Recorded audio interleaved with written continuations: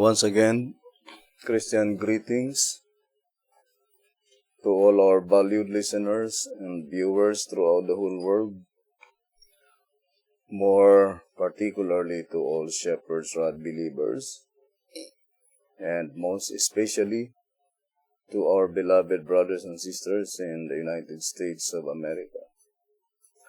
Good evening, and may the good Lord bless you, brothers and sisters. This is our episode number 4 on the subject, the exceeding great horn. Now let us read to us our page 155.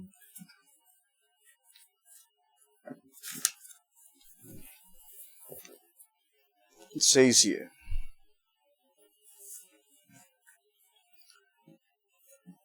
"It shall be noticed that the destruction of beasts is prophetic of the destruction of the woman." We quote the scriptures referring to both. "I beheld even till the beast was slain, and his body destroyed, and given to the burning flame." Daniel 7 verse 11. "And the 10 horns which thou sawest upon the beast, they shall hate the whore, and shall make her desolate and naked, and shall eat her flesh, and burn her with fire." Revelation 17 verse 16. The destruction is alike of both beast and woman. Furthermore, it is the period under the symbol of the woman riding on the beast that makes an image of the leopard-like in his first stage before wounded, or of the nondescript beast in his second stage. For the 1,260-year period was represented by both beasts. The image is a false religion, internationally set up. Therefore, one is the likeness of the other. Thus, the destruction of the original, the nondescript beast, is a prophecy of the destruction of the woman. And the destruction of the one is the destruction of the other. It prophetically signifies that the image, woman riding on the beast, the union of that religio-political system, shall perish 15 months, season and a time, before the remnant or the rest of the world. Let it be remembered that Daniel's vision is a prophecy, and the vision by John is a revelation. Therefore, the destruction of the nondescript beast is the prophecy, and the destruction of the woman is the fulfillment of the prophecy. Here's another statement in TSR page 161. TSR page 161. It says, "The head of the nondescript beast of Daniel 7 in the burning fire with the woman, as depicted in the chart, represents the same event. The beast is a prophecy, and the woman is the revelation of that prophecy." TSR page 161. So, the Shepherd's Rod made it so plain that the nondescript beast as a whole is represented by the woman. So, we need to study closely the nondescript beast as well as the woman in Revelation 17.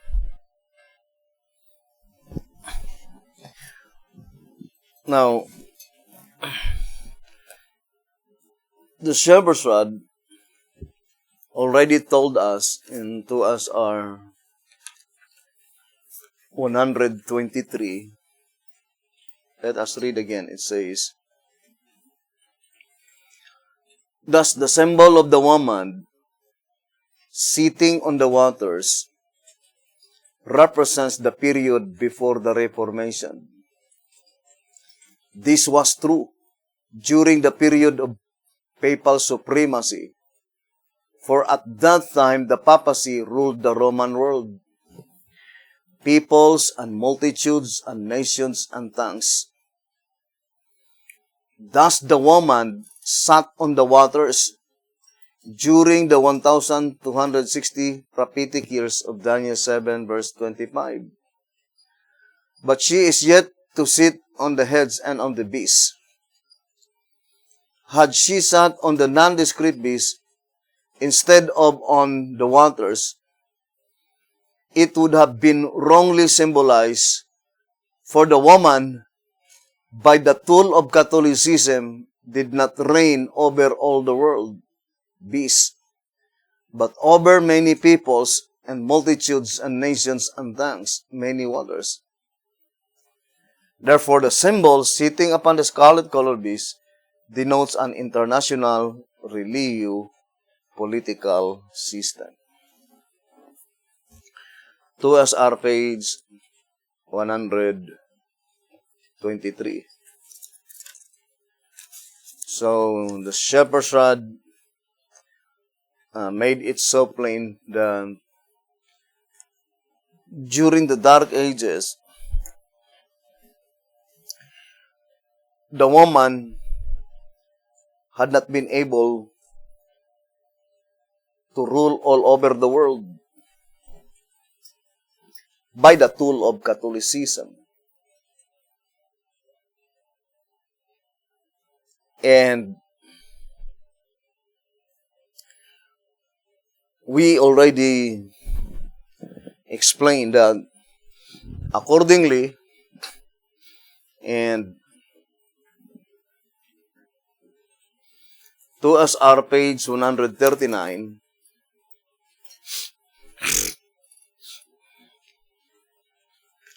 as stated in the book of Daniel 2 verse 39, it must be the brass kingdom which shall bear rule over all the earth.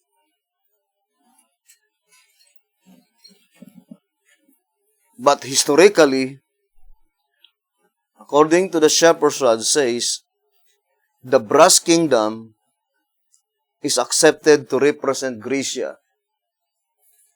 But the fact is that Grecia never did be ruled over all the earth. The most distant point of the compass reached by Alexander the Great was a portion of India. Neither did Imperial Rome be ruled over all the earth. What then? Is Daniel wrong in the interpretation of the dream? If there is any error, Daniel cannot be at fault. The responsibility would naturally fall on God, who was the overseer of all the writings and the interpretations of the scriptures. If Daniel had made a mistake, it was God's duty to have him correct it. But as God is perfect in all His work, He cannot allow error in His holy word. Daniel is correct in his interpretation, and the brass kingdom must be ruled over all the earth. For all else may fail, but God's word shall stand forever. 2SR page 139 and 140.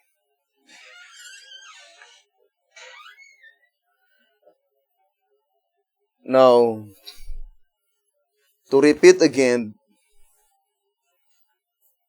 the focal point of this subject concerning the exceeding great horn is pointing to the truth expressed by the daily and the sanctuary. How does the horn power been able to completely overthrow the truth expressed by the daily and the sanctuary? And the absolute fact is that on the first period, he had been able to overthrow the truth expressed by the daily and the sanctuary, but not on its entirety. Or in other words, if the exceeding great horn been able to rule all over the earth on the period of pagan Rome, it must be stated by the Bible.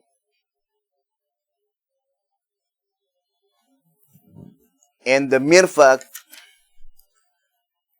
that the Bible is very specific, that only during the brass kingdom, by which the exceeding great horn shall be ruled all over the earth, plainly indicates that during the period of pagan Rome and papal Rome,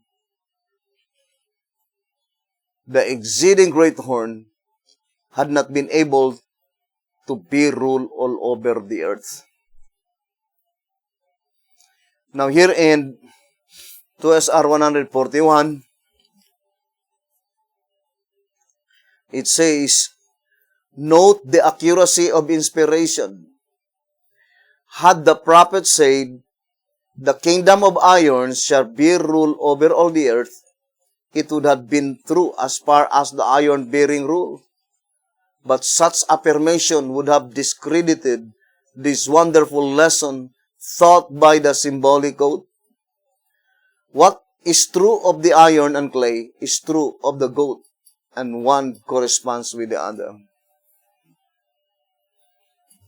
So the statement, shall be ruled over all the earth, does not simply means that such kingdom is a powerful kingdom or a universal kingdom, because both the first stage of the nondescript beast and the second stage of the nondescript beast indicates a universal empire. But in spite of the fact that it is a universal empire, but our Almighty God do not place on pagan Rome and papal Rome that the exceeding great horn be ruled over all the earth. And according to the shepherd's rod, we need to grasp the wonderful lesson taught by the symbolic goat. And to repeat again, the prediction that the exceeding great horn shall be ruled over all the earth, in reality, the focal point is the woman. The woman concerning the daily and the sanctuary. And we need to ever remember that not all candlesticks are represented by the woman. Now, I would like to read here in 2SR 268. The foregoing explanation answers one of our questions. The Protestant churches which were raised up before the woman returned from the wilderness were in total darkness concerning the sanctuary service. Therefore, they are not represented by the woman or by the temple. For as we stated before, the typical temples represents both sections of the church with two divine laws, namely the moral and ceremonial law. 2SR page 268. So, those candlesticks, churches that had been raised by God, by which unto them had never been bestowed the knowledge concerning the Sabbath commandment and the sanctuary doctrine, can never be called as woman. And that is the Lutherans, Presbyterian, Methodist, and Baptist, and the First-day Adventists. These 5 candlesticks can never be called as woman. So the statement, trodden underfoot, the truth expressed by the daily and the sanctuary, plainly indicating that the church represented by the woman, by which such two doctrines, the daily and the sanctuary, was committed, had been defeated by the devil.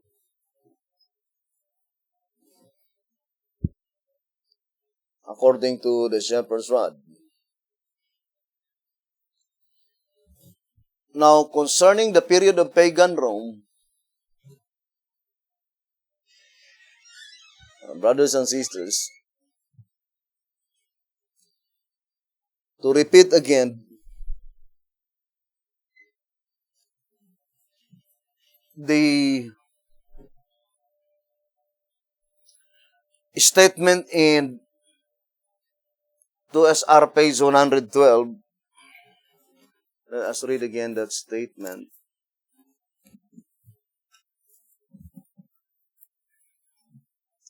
It says here,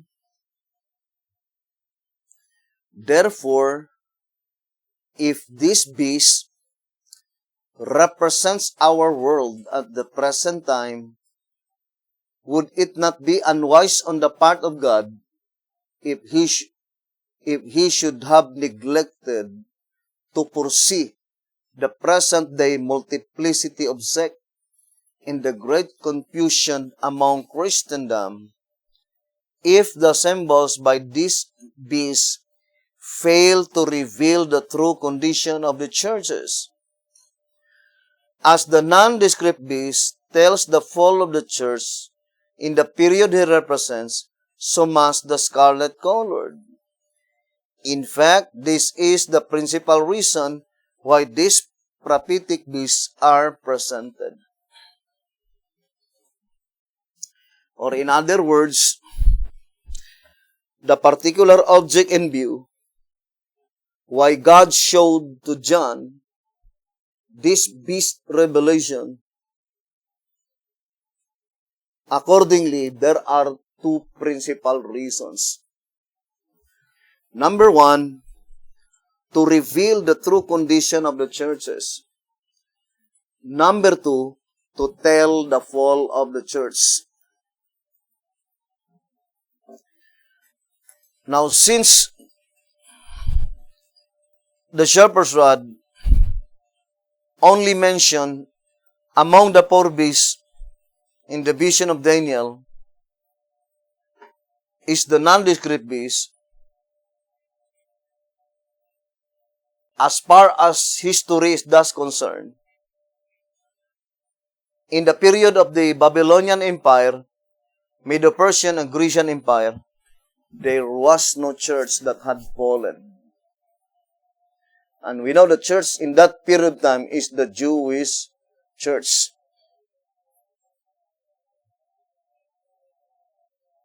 Because God gave limited period of time to the Jewish people whether to accept or reject the message. 70 weeks. Daniel 9 verse 24. And we know that 70 weeks ended in October 16, 34 AD. From October 16, 457 BC, ended on October 16, 34 AD. And it was in 34 AD, the stoning of Stephen, that God rejected the Jewish nation as a nation. And it was in 70 AD that their temple was completely destroyed by Titus. And that is the period of the first stage of the exceeding great horn, which is called the pagan Rome. So the church that had been fallen in the period of the first stage of pagan Rome is the Jewish church, which became a harlot. And the Great Controversy, page 384. But in the second stage of the exceeding great horn, which is the papacy, the church that had been fallen is the early Christian church, the Ephesus. It is the Ephesus. But the absolute fact is that in the subject of the exceeding great horn, the voice of inspiration says that the woman, by the tool of Catholicism in the Dark Ages, had not been able to be ruled over all the earth. 2SR 123. By the tool of Catholicism. And we already give you the reason first. The focal point is the place. Not only the sanctuary. Now let us read track number 4.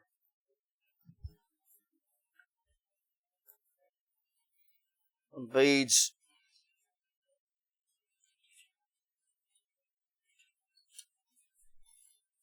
26. It says, note that the truth and the place, not the sanctuary itself, were cast down. That is, both Christ's truth and His place in the earthly sanctuary were set aside so that the knowledge as to His mediatorial work became obscured.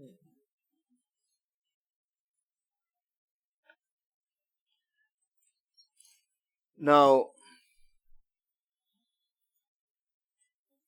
the statement in 2SR, I would like to read to you.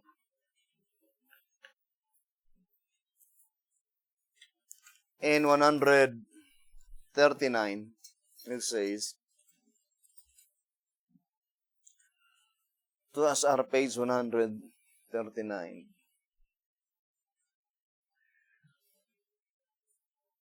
But the sanctuary and the daily were held to the ground by the great horn up to 1844.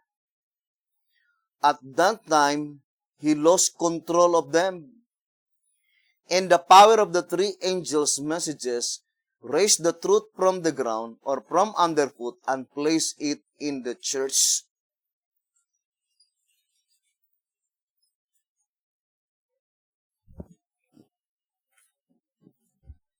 So, brothers and sisters, the statement is very plain that the proper place by which such doctrine, the daily and the sanctuary, the proper place by which it must be placed is the church, represented by the woman.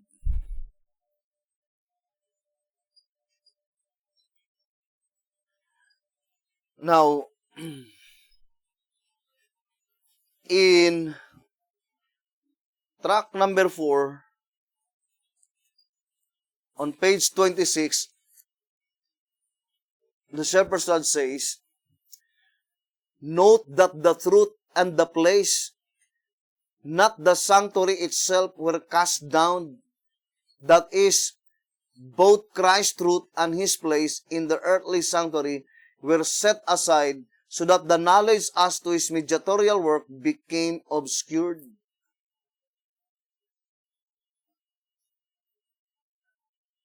So there are two things mentioned here. Not the sanctuary itself were cast down, but it is the truth and the place.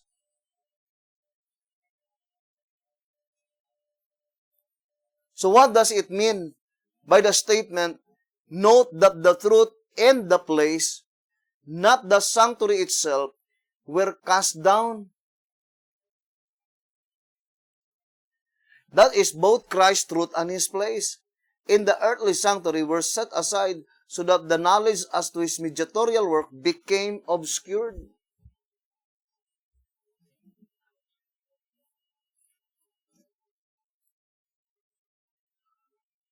Now,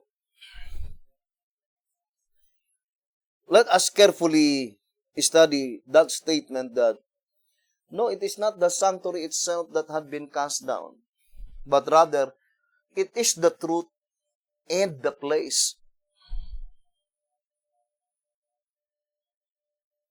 Now let us go first to the first period of pagan Rome.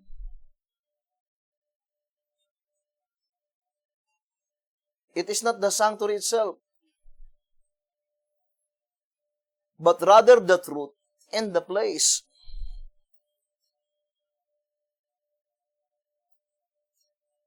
What is the truth that had been trodden underfoot? The truth expressed by the daily and the sanctuary. The truth is that it was completely trodden underfoot because it is concerning the truth of those burnt offerings, those sacrifices that they offered day by day and year by year.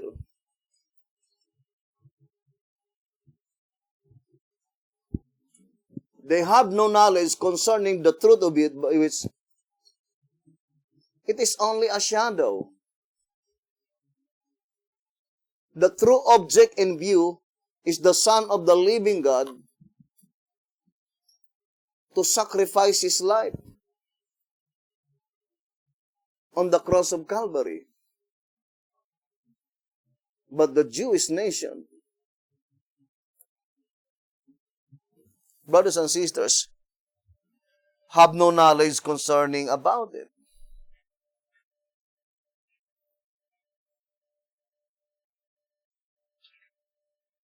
The devil completely trodden underfoot the truth expressed by that daily sacrifices.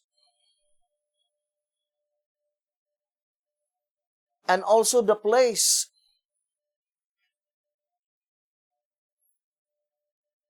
The place which is supposed to be,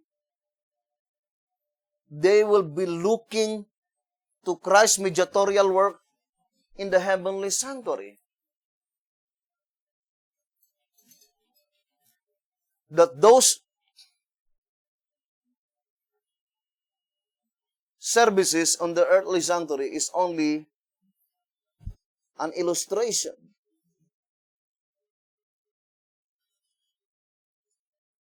The true sanctuary is in heaven. But they have no knowledge. But the fact is that, why is it that it cannot be applied? The exceeding great horn rule all over the earth on its first period. We already explained that even though almost the whole Jewish nation have no knowledge concerning about it, but there are still the apostles. So it says here in 2SR 268, therefore, these two temples are types of two sections of the Christian church, with the antitypical sanctuary service made up of these two laws, moral and ceremonial. The first section of the Christian church, from the crucifixion to about 538 AD, was endowed with such a sanctuary.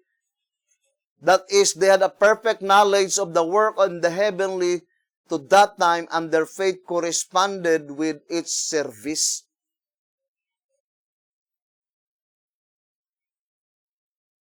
So, it cannot be applied all, because there are still, although very minority, but the absolute fact is that there are still group of people by which they have the knowledge concerning the daily and the sanctuary. Therefore, it cannot be applied on the period of pagan Rome.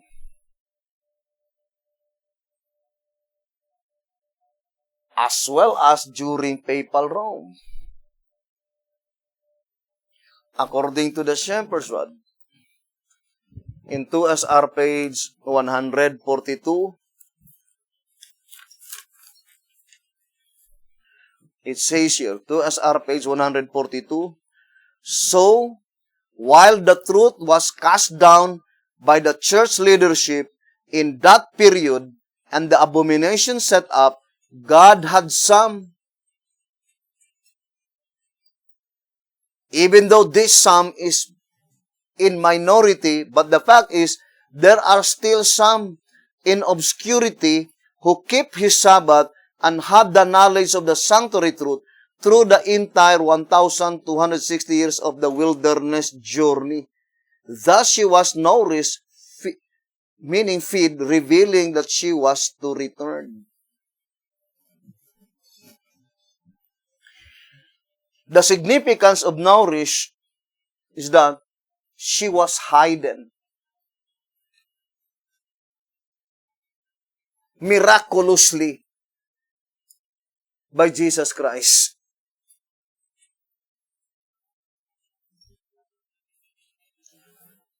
Here in track number 12,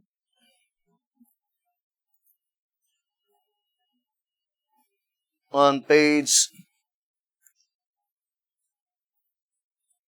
43,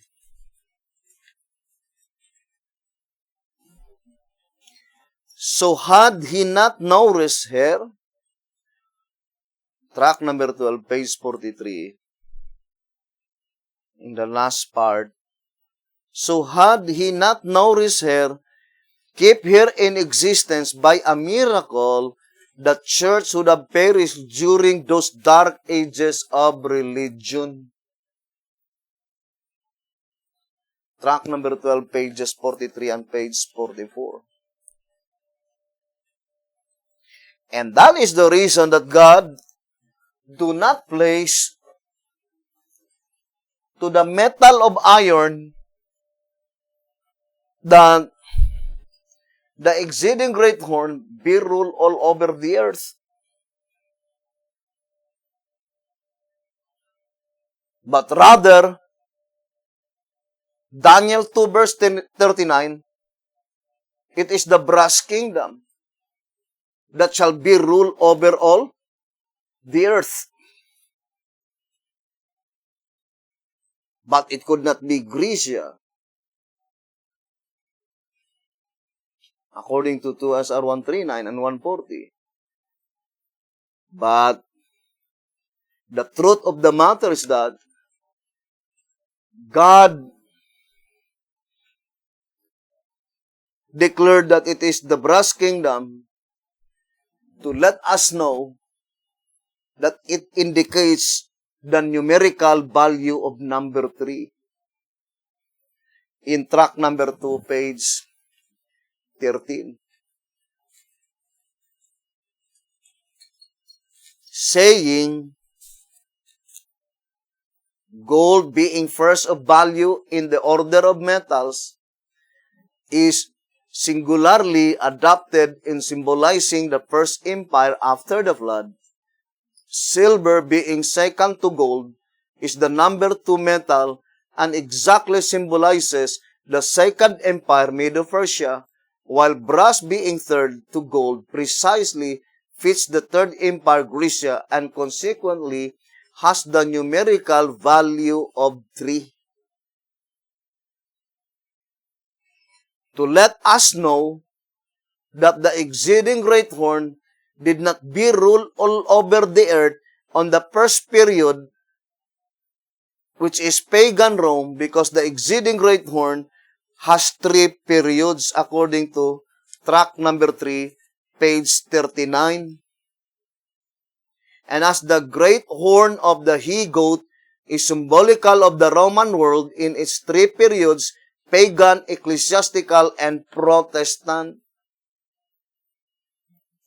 And the reason why God declared in Daniel 2 verse 39 that the horn shall be ruled all over the earth, represented by the kingdom of brass, not the kingdom of Grecia, but to indicate the third period of the exceeding great horn, because brass has a numerical value of number 3. That the exceeding great horn had not been able to be ruled all over the earth. What does it mean? To completely throw them down, the daily and the sanctuary, to take out from its proper place. What is the proper place of the daily and the sanctuary? In 2 SR 139, it says, it is the church. By which such church is represented by the woman. That even though almost the entire nation of the first stage of pagan Rome, Palestine, he had been able to hide from their understanding, darken their minds concerning the truth expressed by the daily, but still, the apostles were still there. He had not been able to contaminate their faith.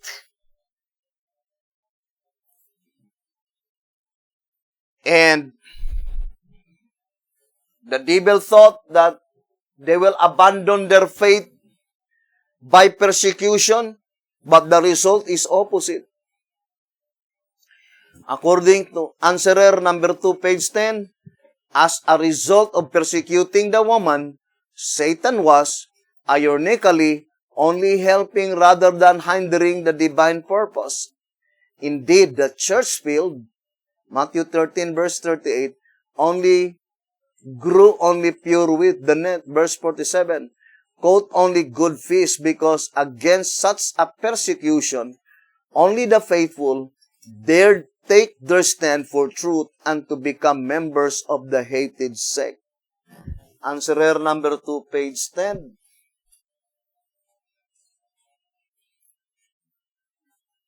And that is why the testimony given by the apostles here in the great controversy, let me read to you. This is their testimony. Great controversy.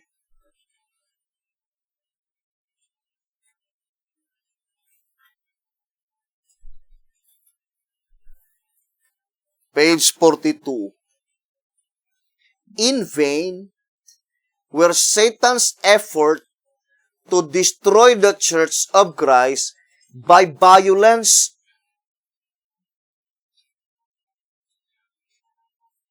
The Great Controversy, page 42.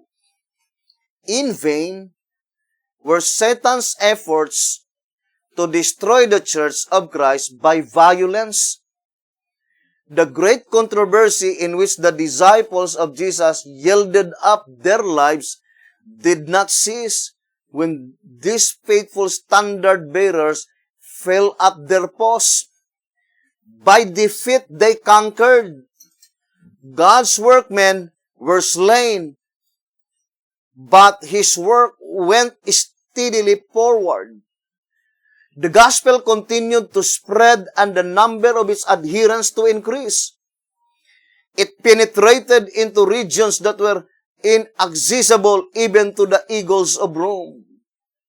Said a Christian expostulating with the heathen rulers who were urging forward the persecution, "You may kill us, torture us, condemn us. Your injustice is the proof that we are innocent, nor does your cruelty avail you."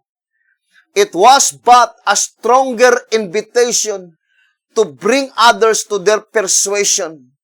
The oftener we are mown down by you, the more in number we grow.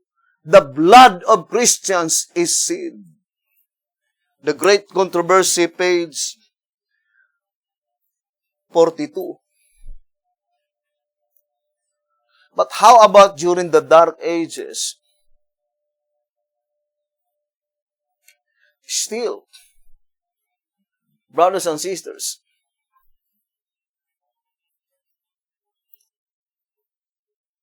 the devil, the dragon, through the instrumentality of Catholicism, failed to bear rule over all the earth.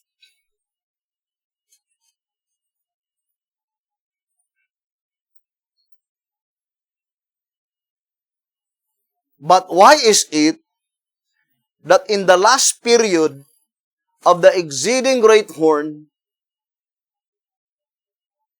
he had been able to bear rule over all the earth?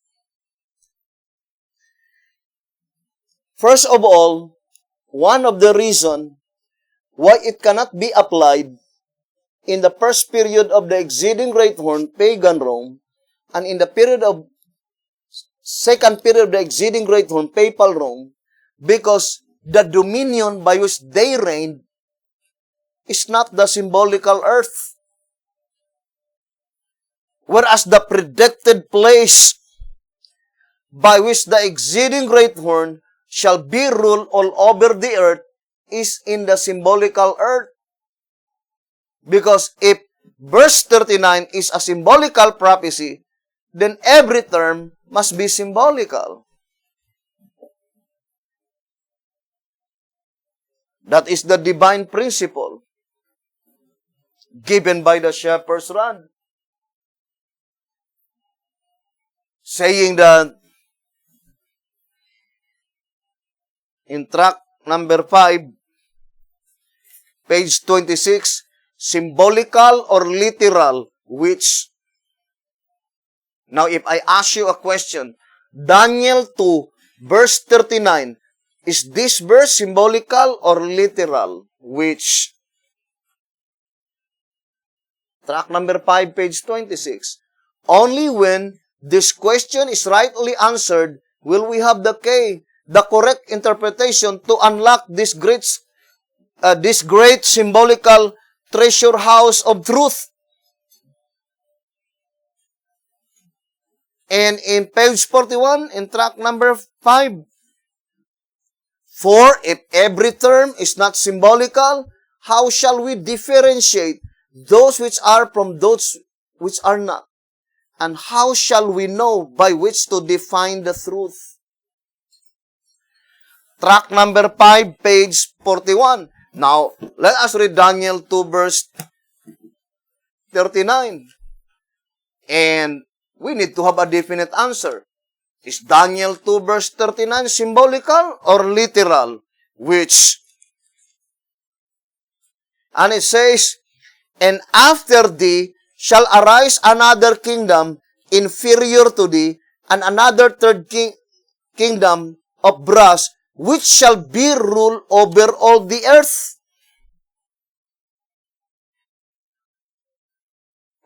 Now, if we will say that the brass kingdom mentioned here is a symbolical brass, then the earth mentioned here must be also symbolical. For if every term is not symbolical, then how shall we define the truth? Daniel 2 verse 39. And it cannot be applied during the first period of exceeding great horn because the symbolical earth at that time is unoccupied. As well as in the second period. And not only that, the Bible or the shepherds are declared clearly that it is on the third period, which is the Protestant period. And the Protestant period is pointing to the Protestant America. That is why Alonzo Jones says that these three are pagan Rome, papal Rome, and American Rome.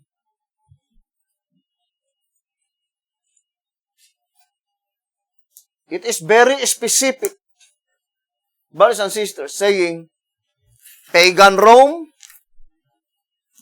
papal Rome, and American Rome. And these three are pagan Rome, papal Rome, and American Rome. Or in other words, it was predicted beforehand in the great controversy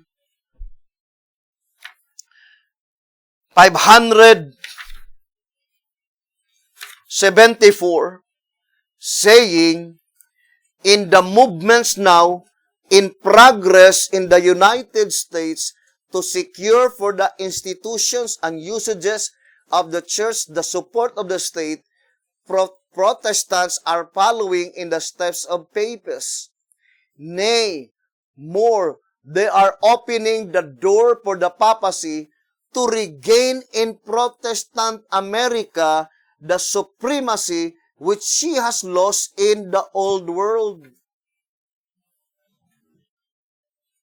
Europe never been called Protestant Europe. But rather, Prophets and Kings 189, it is called the Catholic lands of Europe.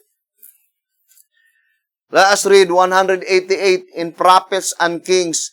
In hidden Africa, in the Catholic lands of Europe. So the lands of Europe is Catholic lands in the Catholic lands of Europe. But concerning Protestant, that is America. Protestant America. Throughout the whole world, the only continent by which the majority are Protestants, it is the United States of America. That is the reality, brothers and sisters. Now here in track number 14, on page 36, it says here, track number 14, page 36, it says, consequently, they must attain to this knowledge in the Assyrian period, Protestant. So here it says that the Assyrian period, it is called the Protestant period. And for sure, the last Christian nation to inherit the title King of the North, as represented by Assyria, that is the two-horned beast, the United States of America.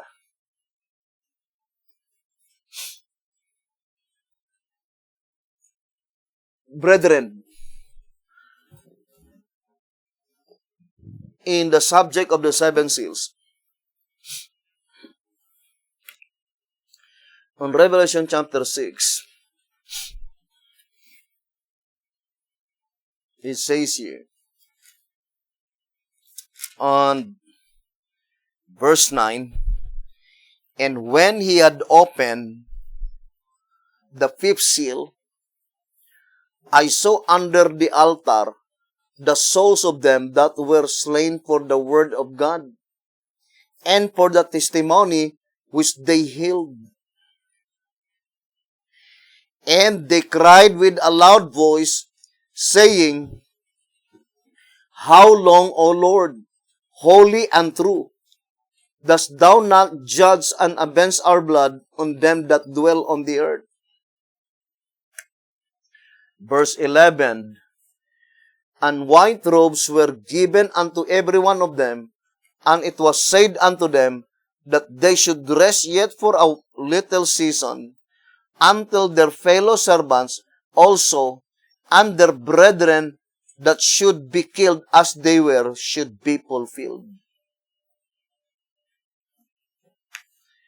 Revelation 6 verse 9, 10, and 11. We know that these three, all of them are martyrs. The souls under the altar, they are those who have been martyred for their faith on the first section of the exceeding great horn, pagan Rome. The fellow servants, they are those who have been martyred for their faith in the period of the second section of the exceeding great horn, which is the papacy, papal Rome. But the fellow brethren, that is still future. The predicted event recorded in 2SR 151, it says, this power, we quote, this power is the last that treads down the true church of God. What does it mean by treads down? The treading of the horse, in track number 3, page 39, it says, the treading of the horse is the massacring of the Christians who would not worship according to the dictates of the horn power. The treading down of the sanctuary, the church gave rise to the establishing of an earthly priesthood in the place of Christ, who ministers from within the heavenly sanctuary.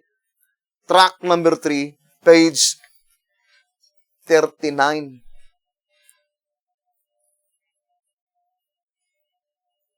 Now, the shepherd's rod already told us that there are still martyr tomb. And that is the last power of the exceeding great horn, represented by him who bear the number 666. Unto whom the number 666 belongs. That is to the United States of America, to the two-horned beast.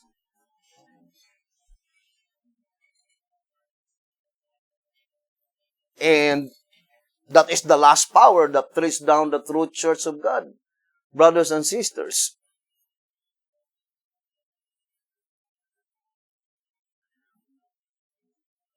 Now let us read the statement given by Sister White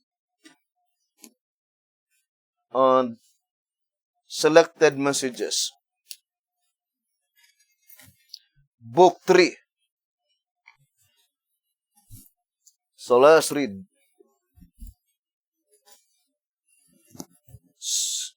Book 3, selected messages.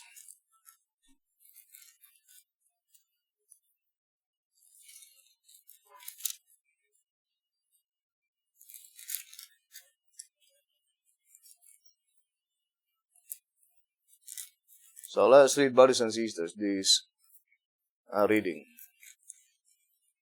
First, I would like to read the statement on 387 and 388. Our own land is to become a battlefield. Let us read that two paragraph. Here in 3SM 387 and 388. It says, our own land is to become a battlefield on which is to be carried on the struggle for religious liberty, to worship God according to the dictates of our own conscience. Then can we not discern the work of the enemy is keeping men asleep who ought to be awake, whose influence shall not be neutral, but wholly and entirely in the Lord's side? Shall men cry peace and safety now when sudden destruction is coming upon the world, when God's wrath shall be poured out? Then it says, America can become the place of the greatest peril. Now let's read the paragraph. America, where the greatest light from heaven has been shining upon the people, can become the place of greatest peril and darkness, because the people do not continue to practice the truth and walk in the light.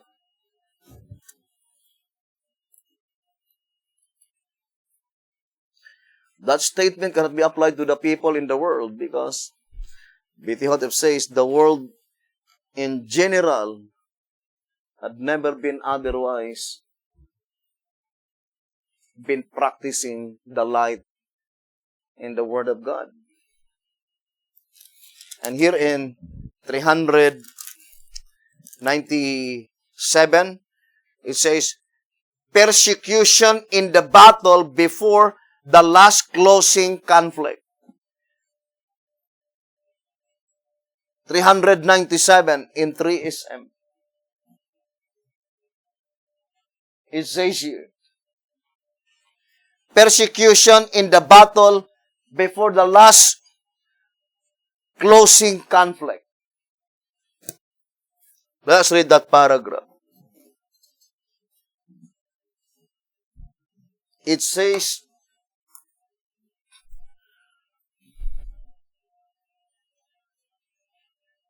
the two armies, the whole paragraph, the two armies will stand distinct and separate. And this distinction will be so marked that many who shall be convinced of the truth will come on the side of God's commandment-keeping people. When this grand work is to take place in the battle, prior to the last closing conflict, many will be imprisoned, many will flee for their lives from cities and towns, and many will be martyrs for Christ's sake in standing in defense of the truth. And that is the fulfillment of the treading of the horse, which is the massacring of the Christian.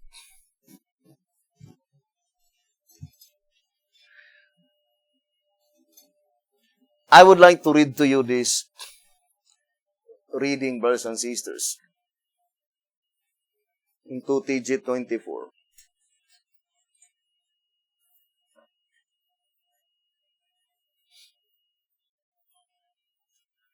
page 20 and 21. Let us consider another example. This one in Jesus' time. The Jews in his time had even greater faith in the scriptures than any before them.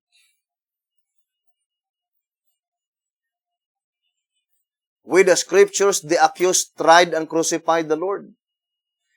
The thing in which they had no faith was Jesus' interpretations of the scriptures.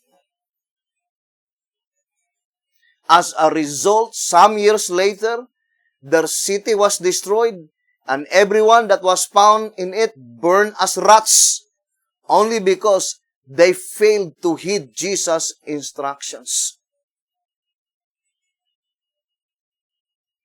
And then it says, without vision, you see, the people perish, and also without an interpreter, and without faith, they likewise perish. And this is why the spirit of prophecy is an absolute necessity to the people of God in all generations.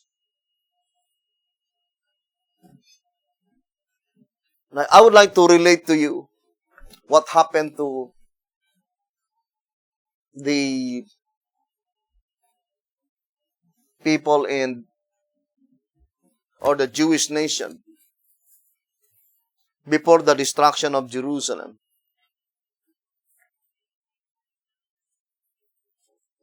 I would like to read this reading. In the Great Controversy, page 30. Signs and wonders appeared, foreboding disaster and doom in the midst of the night, and unnatural light shone up over the temple and the altar. Upon the clouds at sunset were pictured chariots and men of war gathering for battle. The priests ministering by night in the sanctuary were terrified by mysterious sounds. The earth trembled, and a multitude of voices were heard crying, "Let us depart hence." The great eastern gate, which was so heavy that it could hardly be shut by a score of men, and which was secured by immense bars of iron fastened deep in the pavement of solid stone, opened at midnight without visible agency. For 7 years, a man continued to go up and down the streets of Jerusalem, declaring the woes that were to come upon the city. By day and by night, he chanted the wild dirge. A voice from the east, a voice from the west, a voice from the four winds, a voice against Jerusalem and against the temple, a voice against the bridegrooms and the brides, a voice against the whole people. This strange being was imprisoned and scourged, but no complaint escaped his lips. To insult and abuse, he answered only, "Woe, woe to Jerusalem! Woe, woe to the inhabitants thereof!" His warning cry ceased not until he was slain in the siege he had foretold.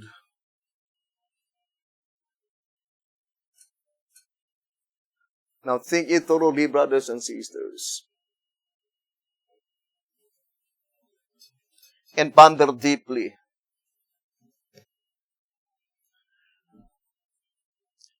B.T. Hunter says,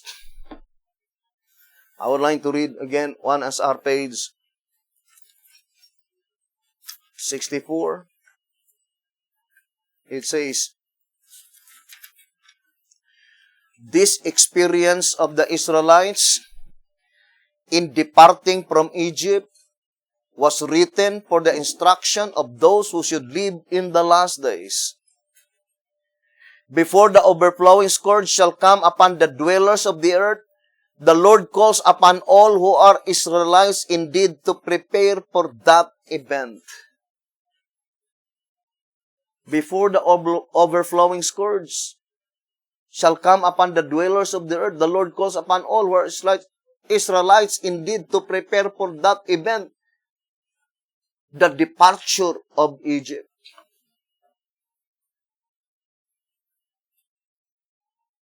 Ponder deeply this prophecy in 1 SR page 64. B.T. Hotep says, that prophetic event in his days, Israel going out of Egypt was still future. Right? In 2SR page 275, it says, you will also note on page 222 that the 430 prophetic years originally applied to Abraham and his seed overlap the 430 of Ezekiel chapter 4. The 430 years of Ezekiel should terminate in 1929 or 1930. But the perfect fulfillment of the prophetic period of Abraham in its antitype is yet in the future, going out of Egypt. 2SR 275. Now what will happen if you did not know the event? Brothers and sisters, that predicted event that we need to depart from spiritual Egypt. Now let us go back again to our subject concerning the exceeding great horn.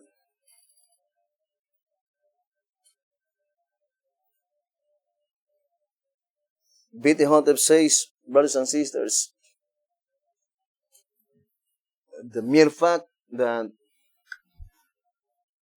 Jesus Christ himself give a divine command that those who read the book of Daniel should understand. That is a divine command according to track number 12, page 81.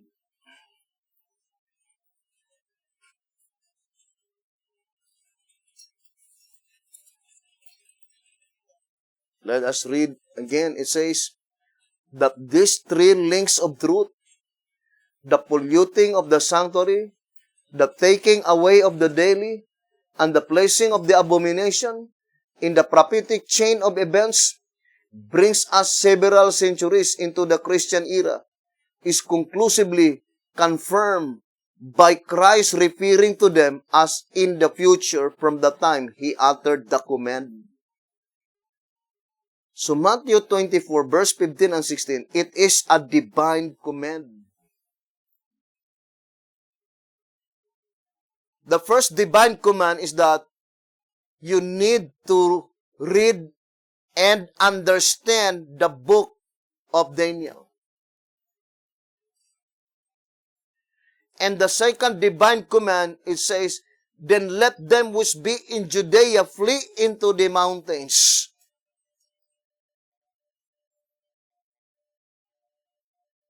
Track number 12, page 81. When this abomination will be set up.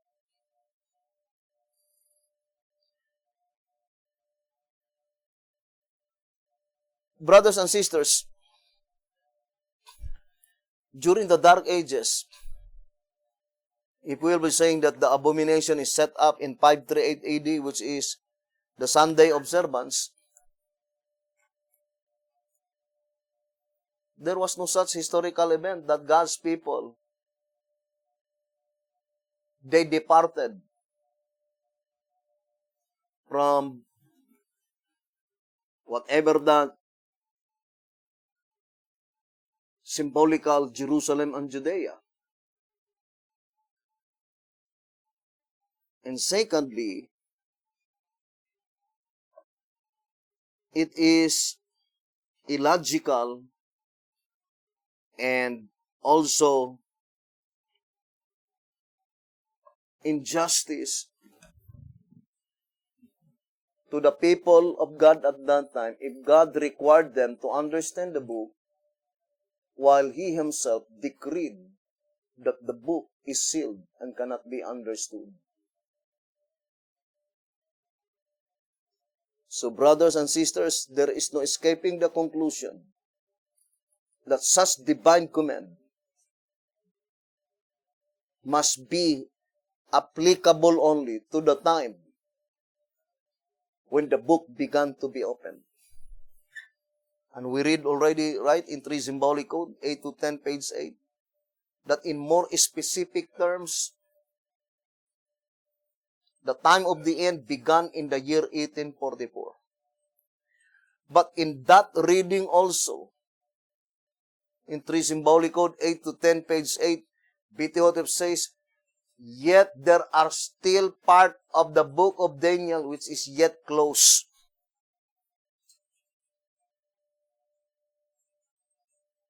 Therefore, that divine command must be at the time, brothers and sisters, when the whole book of Daniel will be completely open, or will be completely understood, or will be completely unfolded.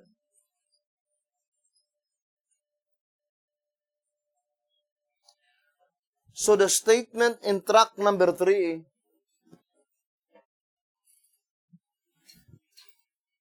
page 25,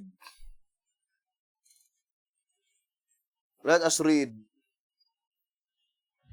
From this juxtaposition of Daniel 8:11 and 12, in Daniel 11:31, the reader will observe that both scriptures are speaking of the same power, and Christ predicting the signs of the end of the world. As he looked forward along the stream of time, declared, when ye, his followers, who were to be living at the time that this horn power was at work against God, his truth, and his people, therefore shall see the abomination of desolation spoken of by Daniel the prophet stand in the holy place. Whoso readeth, let him understand. Then let them which be in Judea flee into the mountains. Matthew 24, verse 15 and 16. These clear words of Christ himself place the work of this power in the future from his time.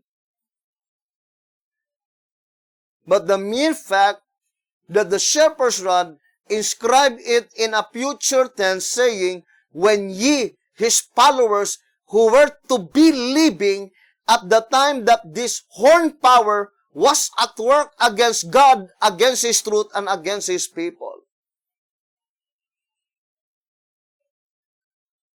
Or in other words, there is no possibility that you could discern that this horn power is already working against God, against his truth, the daily and the sanctuary, and against his people, except by studying the book of Daniel and the book of Revelation, as explained by the shepherd's rod. Because it was represented as a lamb-like horn.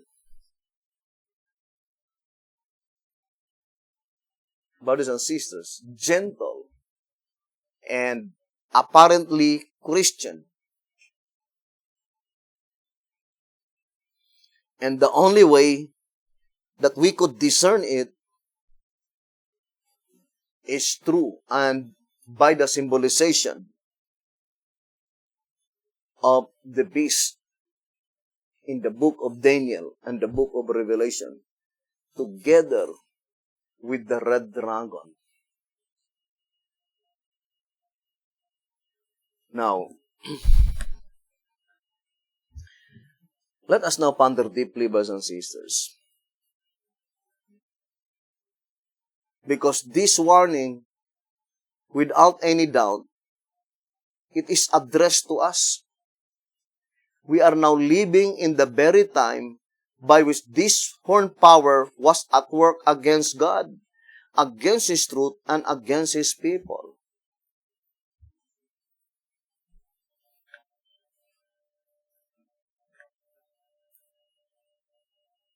I would like to connect the subject concerning the beast, because the exceeding great horn is a part of the beast. But we're only separating this subject because there is a special lesson on the subject, the exceeding great horn.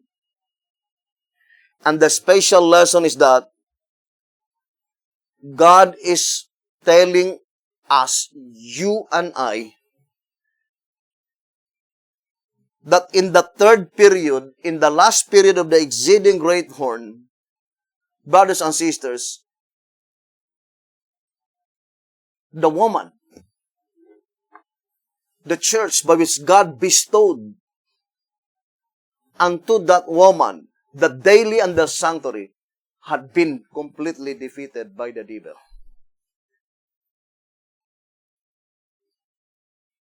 And it was illustrated in the symbolization of the dragon.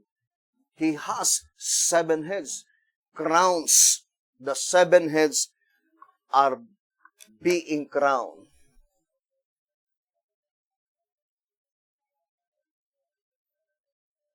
And you can check that predicted event to the subject, the temple's type. Brothers and sisters, you cannot deny the Bible and the shepherd's rod plainly telling us here, because there is no one who will deny the absolute fact that there are 2 literal temples in the Old Testament by which these 2 literal temples had been completely destroyed.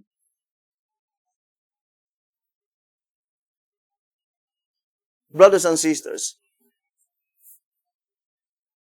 why is it that they had been destroyed? Because of their false idea concerning the headquarters. They thought that as long as the temple is established in that headquarters, God's favor will always be with them.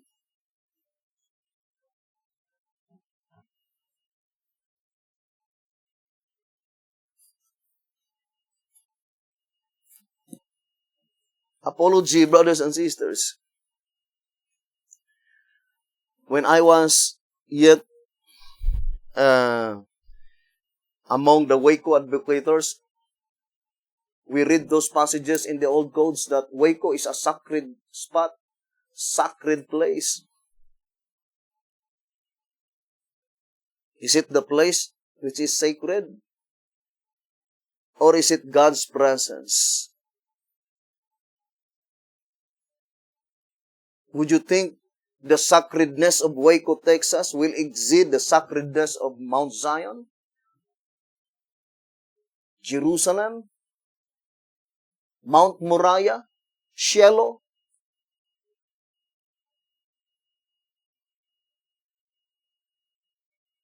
Think it thoroughly, brothers and sisters. Which is more important? Is it God's presence or is the place itself? Now let us read Consecrated Way to Christian Perfection.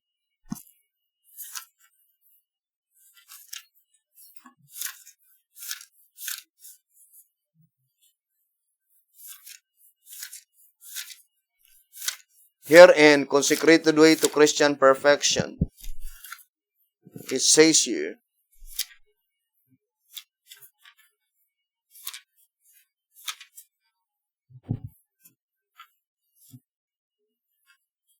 I would like to read first the very beginning of this chapter. chapter 11, page 62. That I may dwell among them. Consecrated Way to Christian Perfection, page 62. That I may dwell among them. When the Lord gave to Israel the original directions for the making of the sanctuary that was to be a figure for the time then present, He said, let them make me a sanctuary that I may dwell among them. Then it says, that He might dwell among them was the object of the sanctuary.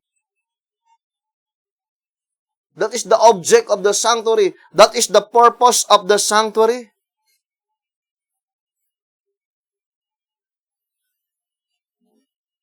I would like to go to the next paragraph. This purpose was not that He should dwell among them simply and only by the tabernacles being set up in the midst of the camp of Israel. This is the great mistake that Israel made in the use of the tabernacle, and so almost wholly lost the true purpose of the sanctuary.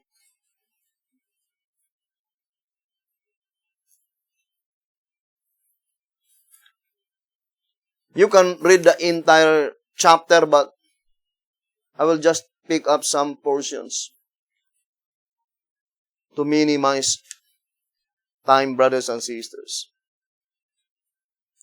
So I would like to read here in page 71, quoting Jeremiah 7, verse 8 to 16, verse 9, 1 to 3.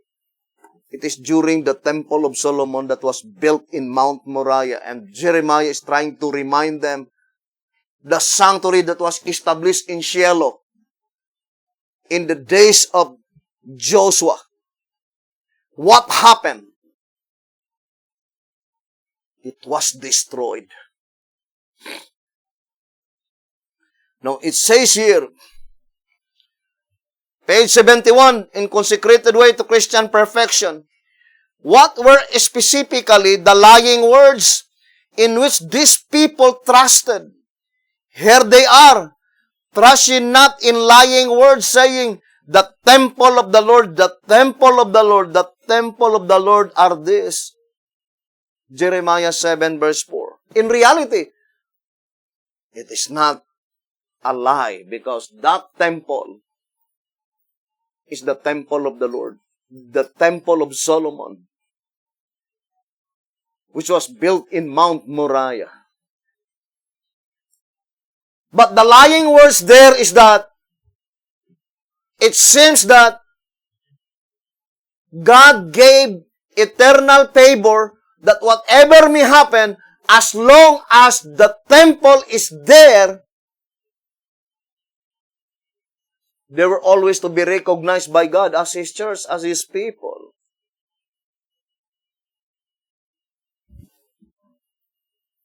And it says, brothers and sisters, I would like to read to the next sentence. It says, thus it is made perfectly plain that the people, though going through the forms of worship and of the temple service, went through all this merely as forms, missing entirely the purpose of the temple and its service and its services, which was solely that God might reform and make holy the lives of the people by His dwelling in them individually. And missing all this, the wickedness of their own hearts only more and more made itself manifest. For this reason, all their sacrifices, worship, and prayers were only mockery and noise, so long as their hearts and lives were unreformed and unholy. And in page 72, it says, instead of allowing God's great purpose of the temple and its service to be met in themselves, the people utterly perverted that purpose. Instead of allowing the temple and its service, which God in His mercy had planted among them, to teach them how that He in truth would dwell among them by dwelling in their hearts and making holy their lives. They excluded all this true purpose of the temple and its services and perverted it all to the utterly false purposes of sanctioning grossest wickedness and cloaking deepest, darkest unholiness. For such a system, there was no remedy but destruction.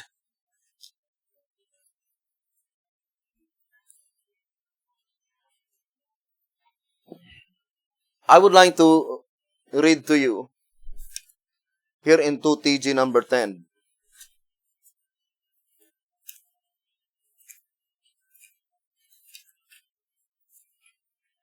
On page 17 and page 18.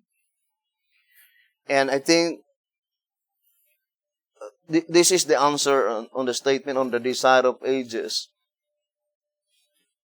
Let me read to you first. Desire of ages.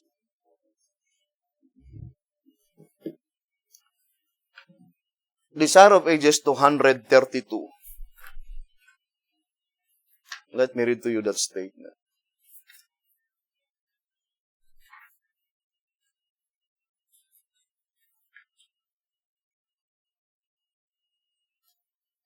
Desire of ages 232 and 233. It says, as the light and life of men was rejected by the ecclesiastical authorities in the days of Christ, so it has been rejected in every succeeding generation. Again and again, the history of Christ's withdrawal from Judea has been repeated.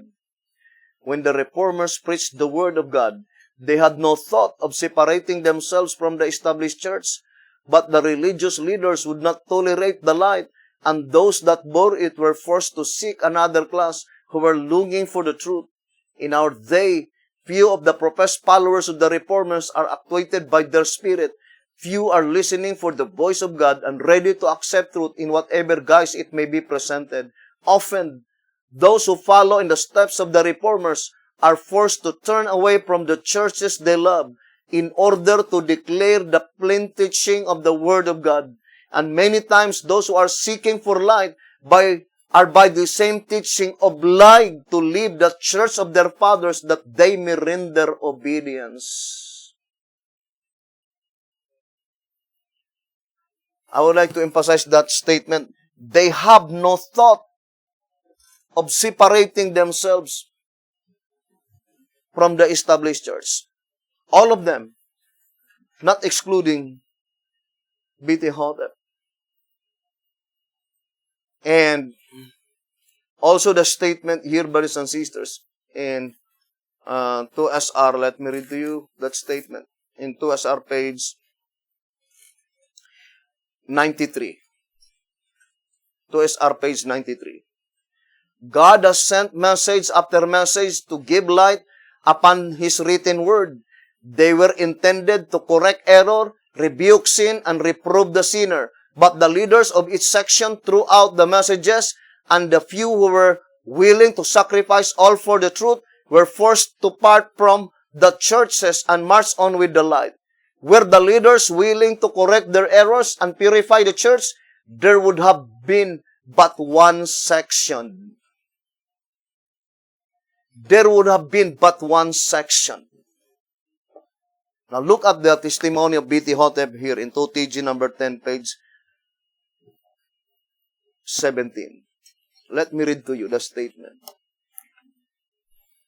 The testimony of the prophet. It says, it is entitled, To the Brethren Abroad.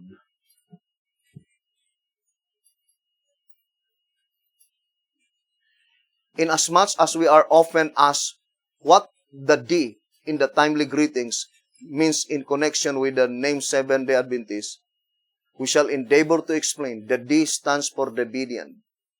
The publishers, rather than printing the name in full, often use the abbreviated form D when space is limited.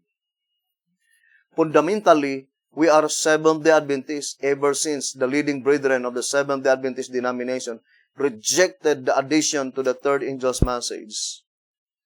In the same fashion as the Jews turned down the gospel of Christ, and as the popular churches turned down the message that followed thereafter, we have fundamentally remained Seventh-day Adventists. We are separated from the mother church because the lukewarm brethren, by majority, both disfellowship us and put a guard at the church doors to make sure that we could not enter the churches on the Sabbath day. Evidently, they did these things in order to force us to renounce the Lord's revealed truth and also to frighten those who were embracing present truth and those who might investigate for themselves and accept the message of the hour. There could be no other reason for dismissing us. As we could not turn our backs upon the God-sent meat in due season, we were, of course, compelled to add the Bidian to the name Seventh-day Adventist, lest we accuse of misrepresentation. We have never, however, separated ourselves from the denomination. As a people, we still attend the denomination churches whenever we are not barred from entering. 2TG10, page 17 and 18. Did we catch the point, brothers and sisters?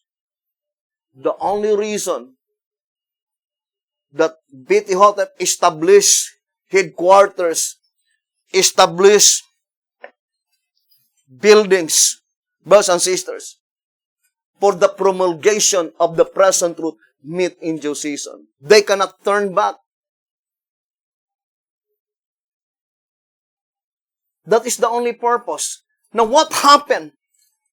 If the headquarters that you are boasting, the only thing that remained, the same with the Seventh-day Adventist Church, why is it that God organized the Seventh-day Adventist Church through a prophet in 1844? Because of the present truth. Now what happened when that movement, instead of welcoming the present truth into that movement, it became a hindrance and they are the one hindering the present truth? Would you think, brothers and sisters, such movement, such name could save them? Think it thoroughly. Because what the Bidian after is the place and the name. It is no longer the present truth. Because it's very hard to imagine. You and I are Shepherd's Rod believers. But you can hear, brothers and sisters, many Davidians says, do not listen to him. Is that attitude? Is the spirit of BT Hotep? And I really wonder, because even in this proclamation of this message, there are many Seventh-day Adventists who are sending message to us. They are not Shepherd's Rod believers, but they welcome the truth. But look at professed Shepherd's Rod believers. Brothers and sisters, we never preach anything by which cannot be found in the Shepherd's Rod. We guarantee you that 100%. All the messages that we are to proclaim are only those messages that had been supported by the Shepherd's Rod publications. But what happened? And that is what BT Hotep says. I would like to read again, brothers and sisters. This statement in 3 Symbolic Code, 11 to 12, page 10 and 11, should awaken our senses. It is entitled, Shifting of Responsibility. Shifting of Responsibility. You can read the entire pages. Pages 10 and 11. 3 Symbolic Code, 11 to 12, pages 10 and page 11. But I would like to read just a little portion on page 10 and then on page 11 On page 10, it says, moreover, after the death of its reformer, the churches which they founded fell into the hands of foolish shepherds who were reaching out after numbers rather than after real converts. Thus, as they flooded the churches with worldlings, they caused her to backslide after its forward step, with the consequence that the Lord has had to shift the responsibilities from the old leadership to a new one in its call of reformation. And in page 11, it says, we as members of Mount Carmel Center are greatly honored to carry this reformatory message to the Seventh-day Adventist Church, of which we ourselves are a part. And as this responsibility has fallen upon us, we should bear in mind that we, as those before us, are in great danger of losing out.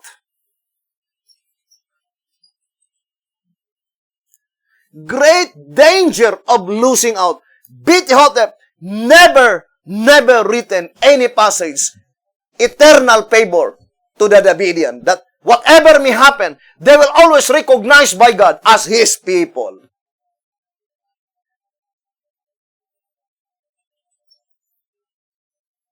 That attitude is the attitude of the Jewish people. And I think their proof is even more, it seems, more convincing than the proof of the Davidian today.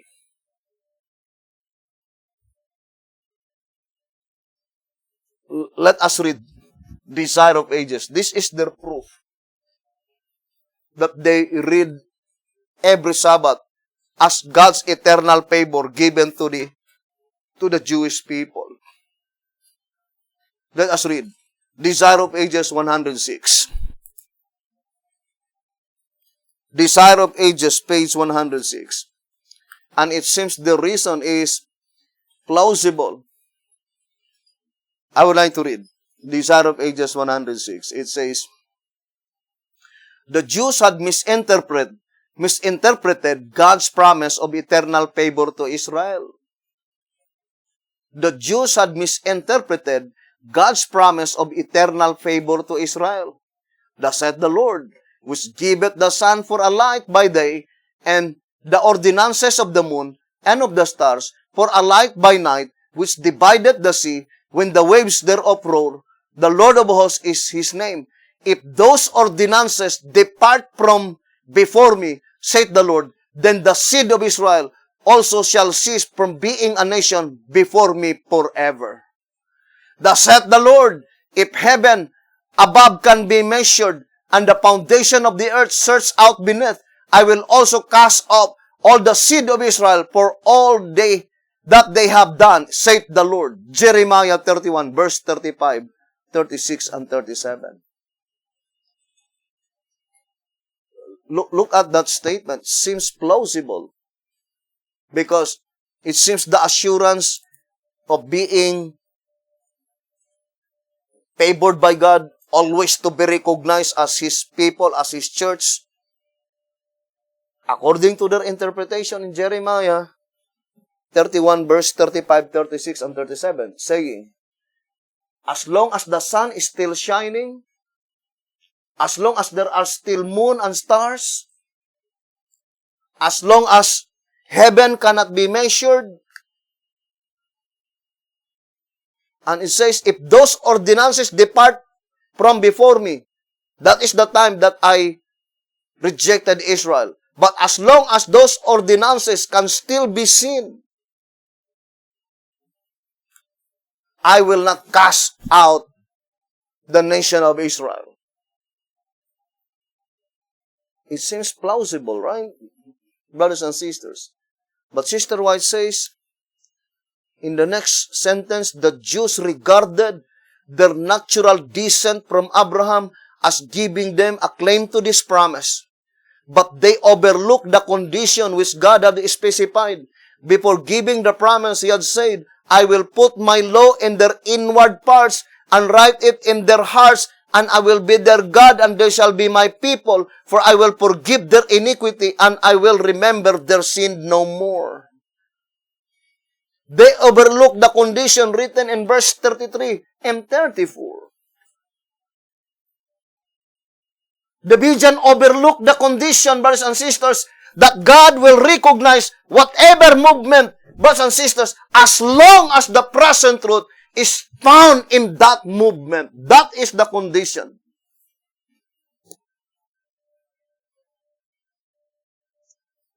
But what if, look at,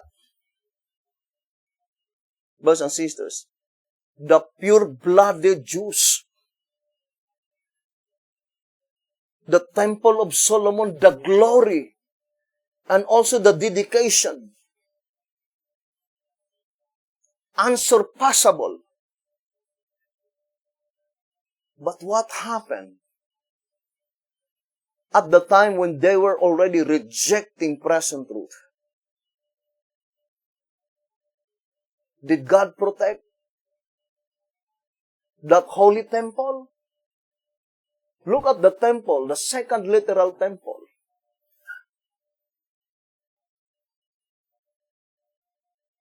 Think it thoroughly, brethren. Because we might overlook, brothers and sisters, the occurrences in the past. And Satan really becloud our eyes and understanding. Now, let us go back again to our main subject, brothers and sisters. The exceeding great horn. What is the focal point of the exceeding great horn? It is represented by the brass, meaning the third period. What is the third period? Protestant period.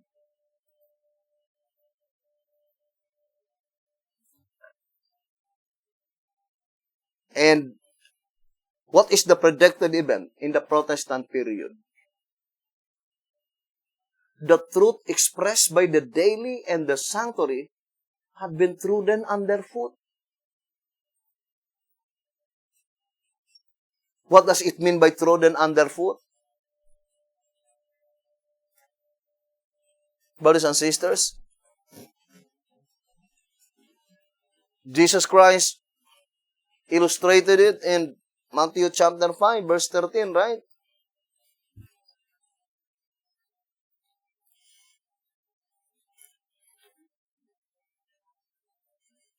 It says here, ye are the salt of the earth, but if the salt have lost his favor, wherewith shall it be salted? It is thenceforth good for nothing, but to be cast out and to be trodden underfoot of men. What does it mean by trodden underfoot? It seems that it is good for nothing. Became out of value, while in reality, the most valuable truth of all the truths is the truth expressed by the daily and the sanctuary. Because that is the plan of redemption.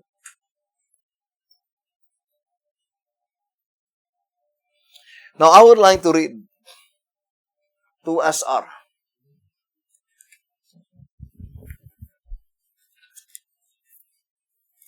It says here, 2SR 143.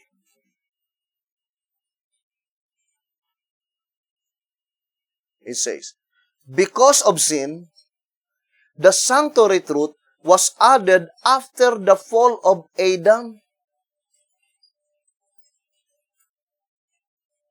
2SR 143 and 144. Because of sin, the sanctuary truth was added after the fall of Adam.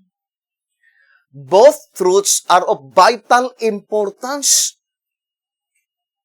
The Sabbath, we keep to avoid sinning. But in reality, the Sabbath, brothers and sisters, is only the grand fulcrum of the moral law. According to Lessons on Faith, you can project that word. The grand fulcrum. Sabbath is the grand fulcrum.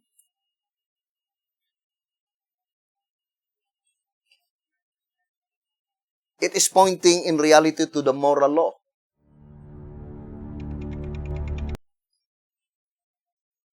The entire moral law. Because the statement, the Sabbath, we keep to avoid sinning. Because the Sabbath is the memorial of creation. That if you keep the Sabbath, if you are willing to keep the Sabbath, then you need to follow God. How God keep the Sabbath?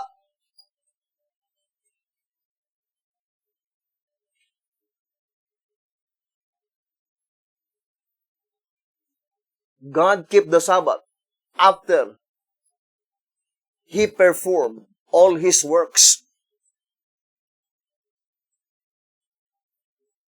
Brothers and sisters, by which everything He hath done is very good.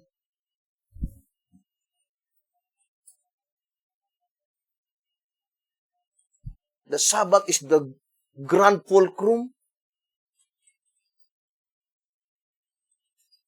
Lessons on faith.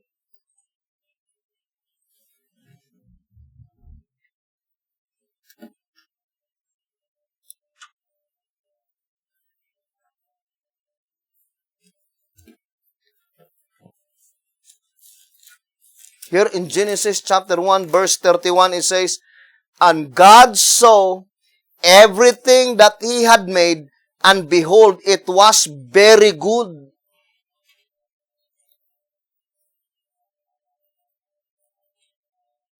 Therefore, that is why on counsels to writers and editors,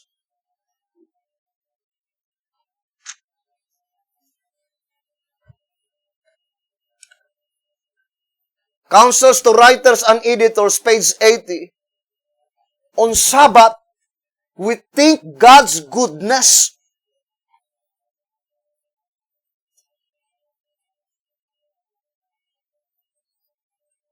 So to keep the Lord's Sabbath is to contemplate the works of God, the works of the Lord in our lives, by which everything is very good.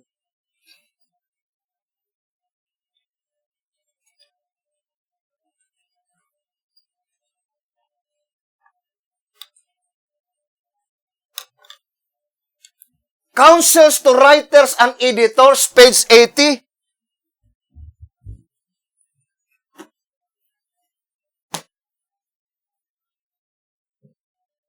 On Sabbath, we think God's goodness.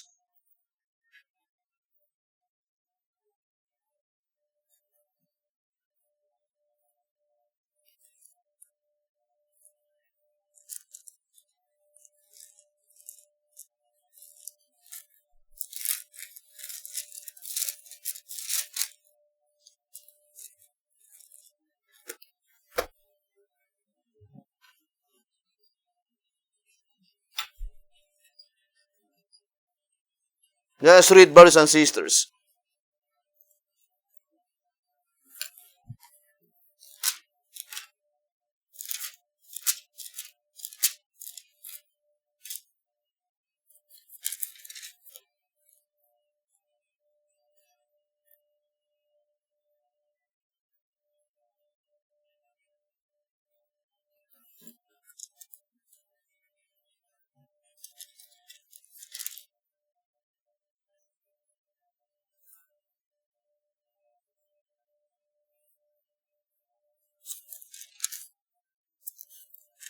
Let us read. Counsels to writers and editors,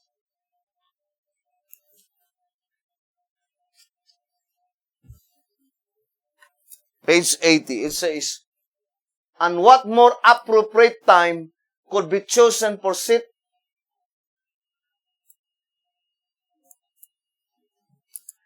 On the Sabbath, we have thought upon His goodness. Then next,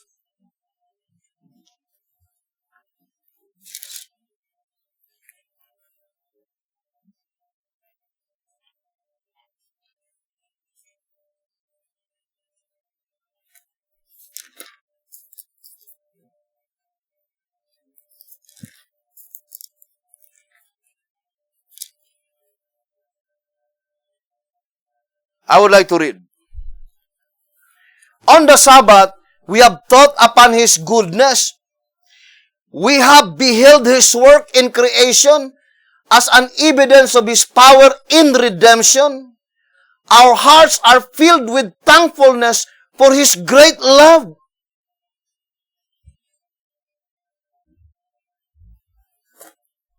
Counsels to Sabbath School Work, page 80.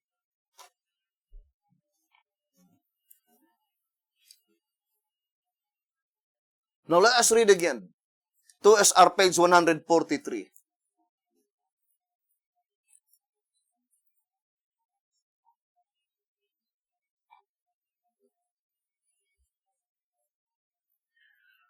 Because of sin, the sanctuary truth was added after the fall of Adam. Both truths are of vital importance. The Sabbath we keep to avoid sinning.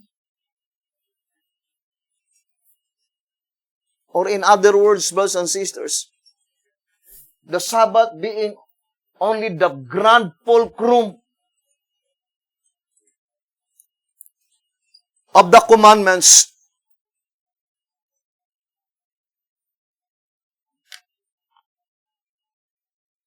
Then every Sabbath, we are reviewing our lives, how God worked in our lives. And that is why we were thankful.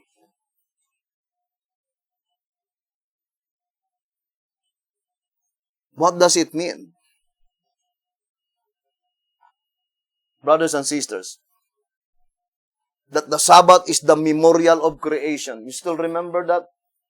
Reading in Lessons on Faith? To ponder deeply if we are creationists or we are evolutionists.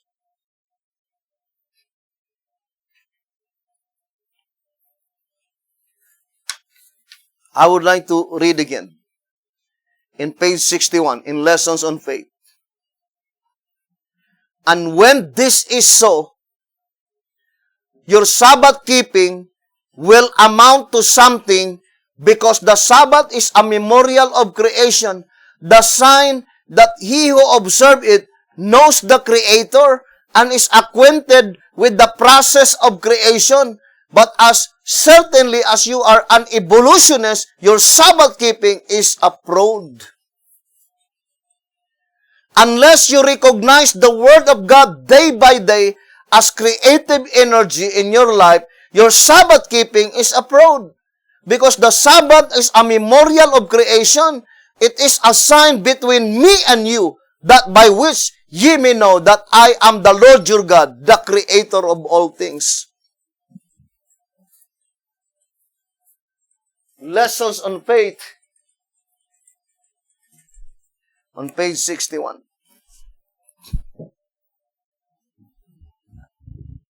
And how do we know that our Sabbath keeping is the Sabbath of the Lord, not the Jewish Sabbath? How do we know?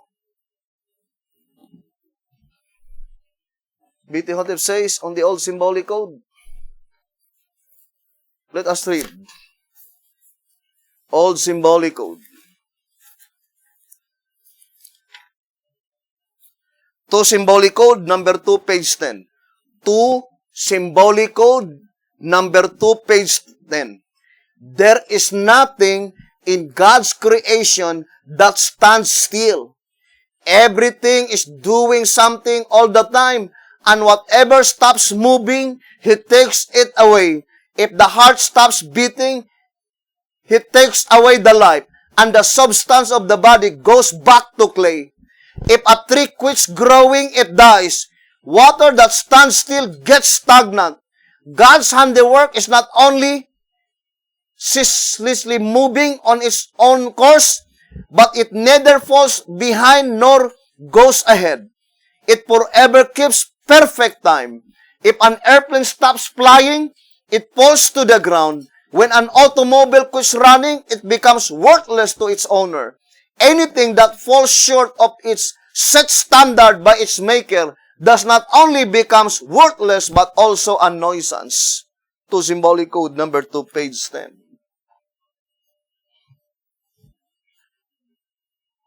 Now, is that our experience? That each week, your knowledge concerning the plan of redemption is growing. Because that is creation. There's nothing in creations that stands still. It is continually growing, brothers and sisters. And that is why B.T. Hotep says in 1 TG,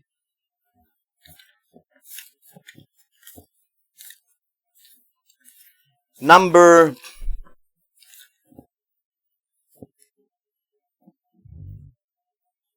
50, page 25, and those who are satisfied with the truth of yesterday, who are not looking for fresh truth for today from the throne of God, not looking for meat in due season, such ones will find themselves in as terrible a predicament as did the Jews spewed out.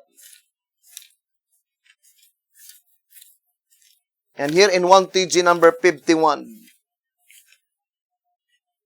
on page 13, it says, religion, brother, sister, is not something dead and waning.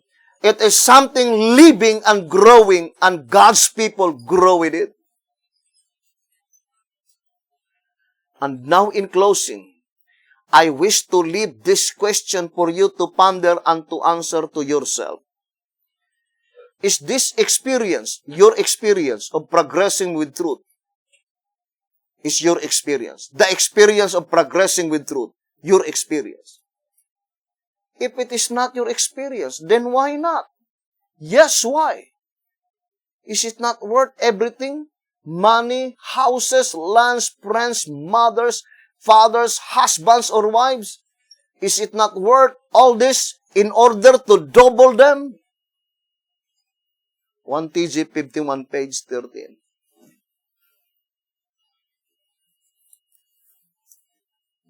That is a true Sabbath keeper. Every week, the same with God, he will be contemplating the Lord's works. How the Lord worked in your life, because you are a part of God's creation. Everything that be in Christ Jesus, he is a new creature. All things are passed away. 2 Corinthians 5:17. 2 Corinthians 5:17. Now, I would like to go back in to our page.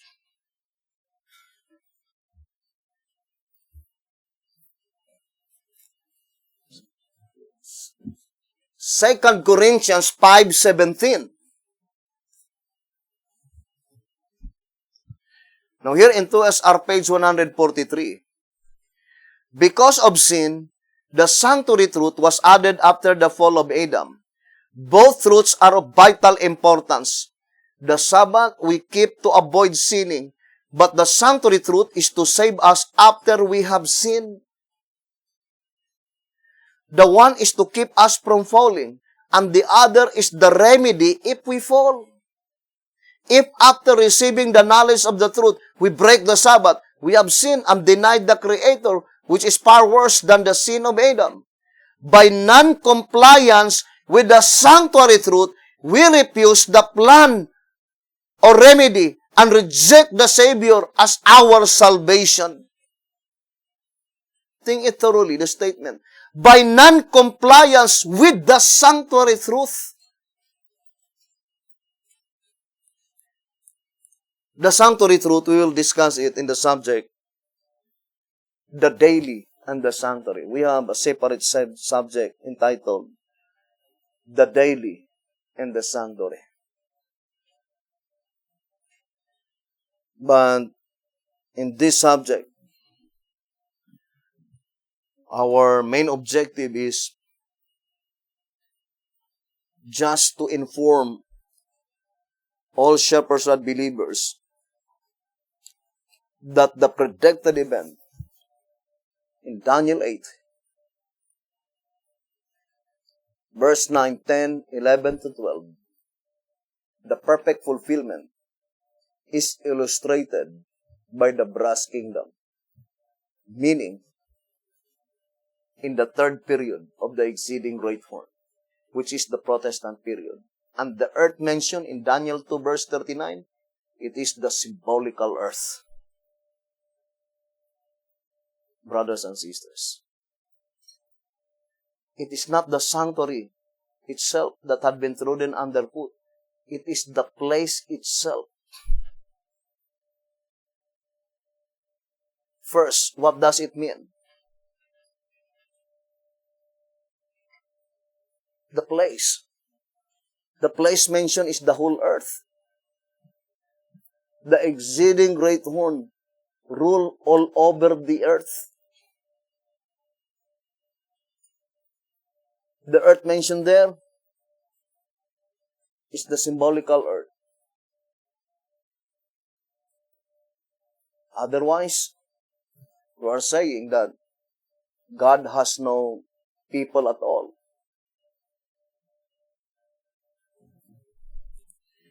And,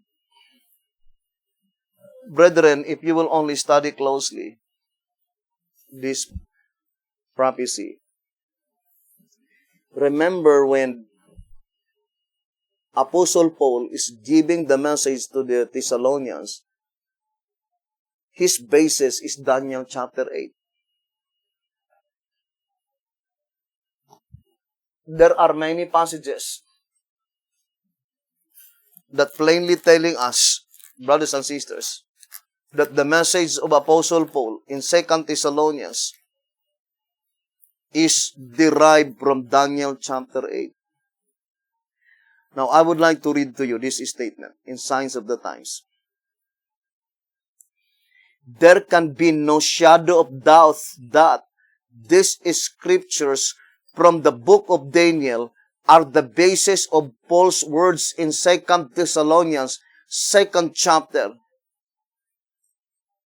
Nor can there be any just doubt that both these scriptures from the book of Daniel and from the 2nd Thessalonians refer specifically to the papacy. The little horn power of Daniel 7 was to continue at times, and the dividing of time 1,260 years. Then the judgment should sit, and they should take away his dominion to consume and destroy it unto the end. And then the kingdom and the dominion and the greatness of the kingdom under the whole heaven shall be given to the people of the saints of the Most High, whose kingdom is an everlasting kingdom, and all dominions shall serve and obey him. Daniel 7 verse 26 and 27. The time of papal supremacy, the 1,260 years ended in 1798. At the time the world entered upon the time called in the prophecy. The time of the end, Daniel 8:17, 11:35, 40, and chapter 12, verse 40. The judgment was set in 1844. His dominion has been taken away to consume and to destroy it unto the end. Soon he shall come, whose kingdom is an everlasting kingdom, and who shall consume that wicked with the spirit of his mouth and destroy him with the brightness of his coming. But before he comes, Satan is to work with all power and signs and lying wonders and with all deceivableness of unrighteousness in them that perish, because they receive not the love of the truth, that they might be saved. Therefore, it is certain that we are now living in the time when this working of Satan is to be looked for, and also the time when the truth is to be given, the love of which will save men from the falsehood and deception of the working of Satan. And then it says, in our next, we shall definitely locate the place where this working of Satan should arise and the power through which it will be most prominently manifested. Where? There's no other place. Revelation 13, 11 to 18. We know that that is the United States of America. Brothers and sisters,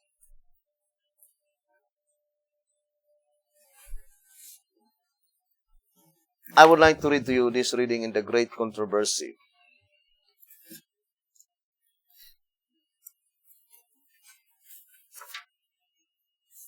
The Great Controversy. 445. The Great Controversy. The third angel's warning is, if any man worship the beast and his image, and receive his mark in his forehead or in his hand, the same shall drink of the wine of the wrath of God. The beast mentioned in this message, so the beast mentioned in the message of the third angel, whose worship is enforced by the two-horned beast. Who will enforce the worship of this image? It is the two-horned beast. What is the two-horned beast? Local system. America cannot enforce anything outside his dominion. He has no authority to enforce whatever laws that will be implemented. He cannot enforce it into the continent of Europe. Only in his own dominion, he can enforce. Right? Because it is a local. The illustration is two horns. It says here in 2SR page 86, as they are absent, 2SR page 86, as they are absent from the beast of Revelation 13, 11 to 18, it verifies the fact that the two-horned beast denotes a local system.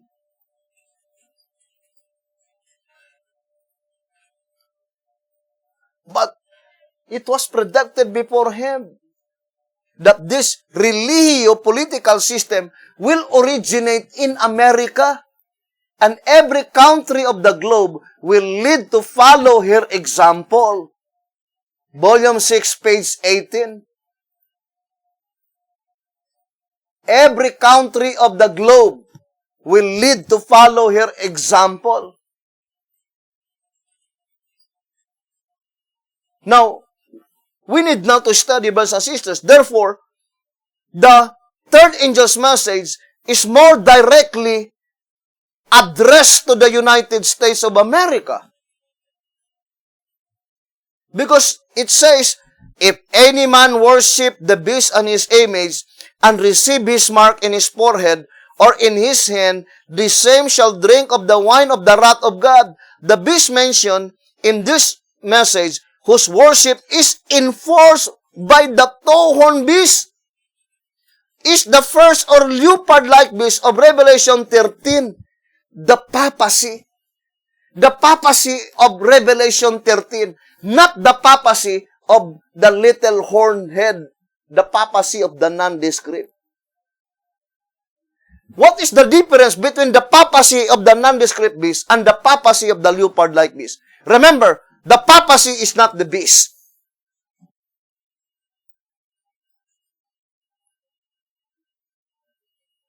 Brothers and sisters, we need to have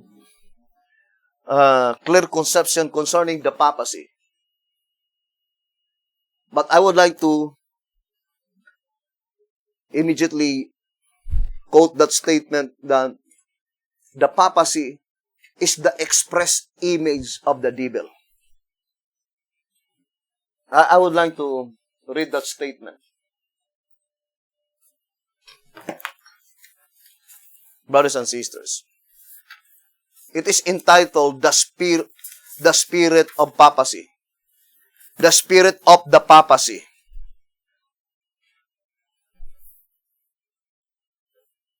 It says, the Spirit of the Papacy. There cannot possibly be any fair denying that the whole course of the papacy is the display of sheer selfishness supreme, and self-exaltation absolute. But Christianity is the direct and extreme opposite of selfishness. It is the complete emptying of self. It is self-renunciation absolute. So papacy, brothers and sisters, is self-exaltation, and not only self-exaltation, but exalting himself to be as God. And that is the spirit of Satan. The express image of Satan is the spirit of the papacy. And we will discuss that portion on the subject, the beast and its image.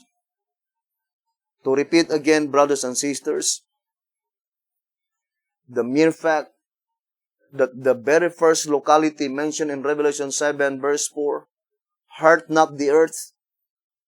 The earth is the very first place that is subject to God's wrath. And the message of the third angel is addressed to the earth and then to the sea. And hoping that all our brethren, brothers and sisters would be profited and benefited with this message, because this is a warning message of the coming destruction that will fall on the United States of America.